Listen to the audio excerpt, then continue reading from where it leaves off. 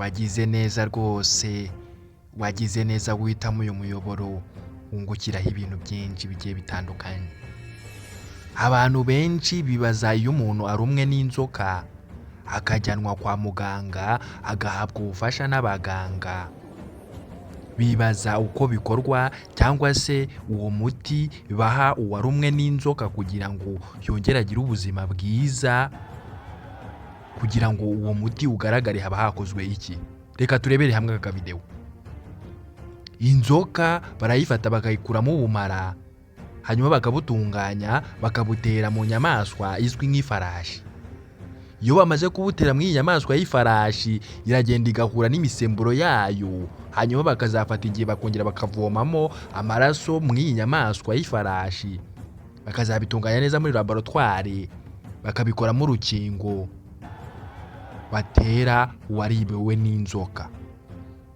Yego wabyumvishe neza, ifarashi ifite uruhare runini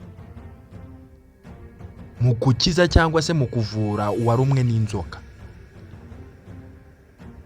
Abashakashatsi mu bijyanye na siyanse bagaragaje yuko ifarashi igira imisemburo ya dopamine ivubura cyangwa se iyibamo mu maraso, ku buryo iyo misemburo ifashwe igakomatanywa hamwe n'uburozi bw'inzoka bigafata igihe bigatunganywa, byongera bigakora urukingo ruvura abarumwe n'inzoka.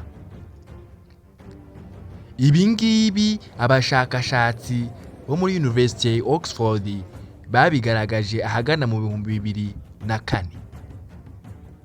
Yego nibyo, ariko na mbere yaho abandi bahanga bagiye babigaragaza yuko ubumara inzoka ikuruma cyangwa se gutera bushobora kwifashishwa nanone mu kwivura.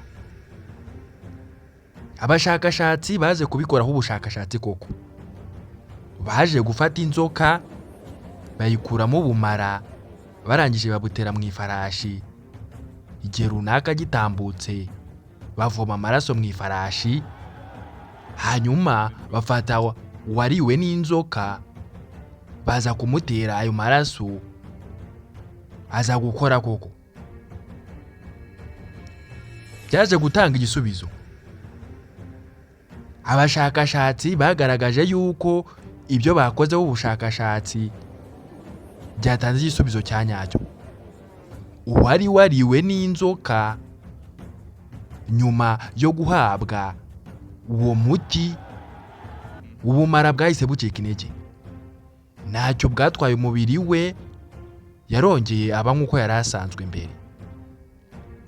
Inzoka ifite ubumara bukabije ku buryo utagiye kwa muganga cyangwa se ngo uhabwe ubundi bufasha bw'ibanze ushobora guhita uhatakariza ubuzima. Gusa amoko y'ubu burozi bw'inzoka agenda atandukana kuko n'inzoka ubwazo ziratandukanye. Uburozi bw'inzoka ya cobra butandukanye n'inzoka y'inshira cyangwa se inzoka y'imbarabara. Gusa igihuriyeho n'ubu bumara bwose nuko bwakwica igihe udahawe ubufasha bw'ibanze. Uburozi cyangwa se ubumara bw'inzoka zikomeye ku buryo yikurumye ntujyanwe kwa muganga mu minota mike uhita witaba Imana. Izo nzoka ni cobra zikunzwe gusangwa mu majyaruguru ya Afurika ndetse no mu mashyamba agiye y'inzitane akomeye. Inzoka z'inshira.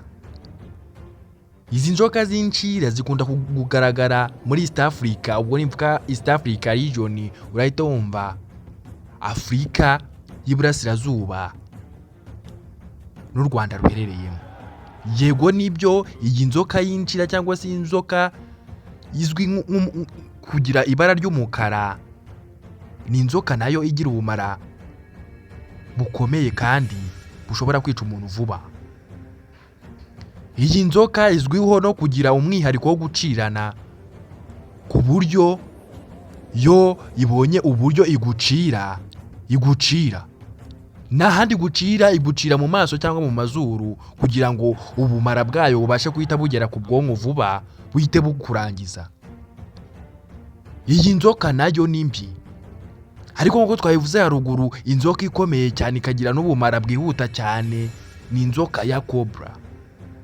Inzoka ya cobra nikuruma nta kindi uzahita ukora, uzahita utabaza cyangwa se ujye ku kigo nderabuzima baguha ubufasha bw'ibanze, kuko bitabaye ibyo uzahita witaba Imana naneguza. Ni inzoka ikudwinga cyangwa se ikuruma mu minota 2 cyangwa se mu munota 1 ukaba witabye Imana. Yego wumvishe neza rwose, ubumara bw'inzoka si ubwo gukinishwa gusa, ariko nanone dukwiye guca ibikuba kuko twabonye ko haruguru hari umuti wayo. Iyi nzoka yakurumye ushobora kujya ku kigo nderabuzima bakagufasha ukongera ugasubirana ubuzima bwawe. Komeza witwararike, usobanukirwe, umenye uburyo ki wacungamo amagara yawe. Ndagushimiye, komeza ubane natwe ahangaha ni kuri Menya TV show, mwibutsa gukora subscribe, like, share, comment kugira ngo dukomeze tubane mu biganiro byacu bitaha. Ndagushimiye, horana amahoro y'Imana, Imana iguhezagire.